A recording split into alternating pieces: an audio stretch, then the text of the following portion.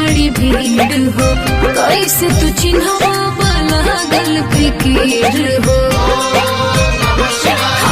हो रही शिवाला पहुई बड़ी भीड़ हो कैसे तू चिन्हवा लागल फिकीर हो। हर गेरुआ कलर लिखल बोले बम पर जवन दिल बन के अच्छा ओह जल ढारी करे जान उहे वाला साड़ी पहिन के ओह जल ढारी करे जान उहे वाला साड़ी पहिन के।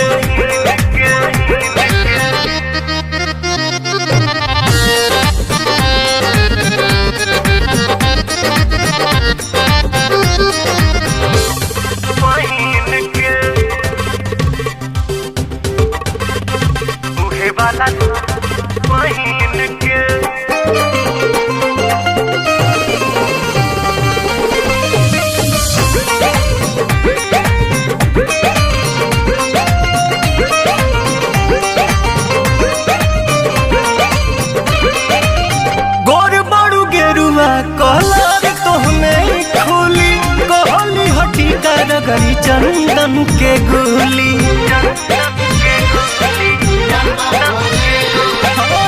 गोर बड़ू गेरुआ कलर तोहने खोली काली हटी तर गरी चंदन के गोली। सावन महीना जब से चढ़ गइल बा भक्तिया भाव दिल में भर गइल बा मंदिर के फेरी तू लगई है बच बेरी अपना अमूरी पगीन के है जल ढारी करे जान उहे वाला साड़ी पहिन के। अच्छा है जल ढारी करे जान उहे वाला साड़ी पहिन के।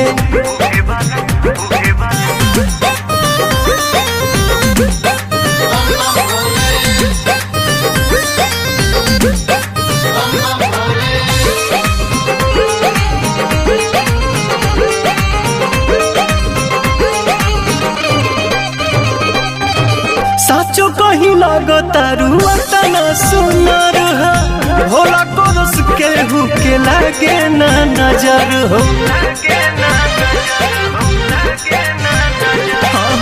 साचो कहीं लगता रुआ तना सुनर है बाबा कोरस के हुके लागे ना नजर हो।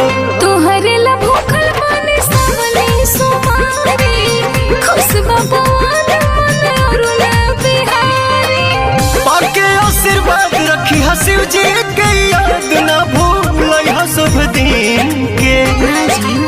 ओह जल ढारी करे जान उहे वाला साड़ी पहिन के। ठीक बा जी ओह जल ढारी करे जान उहे वाला साड़ी पहिन के।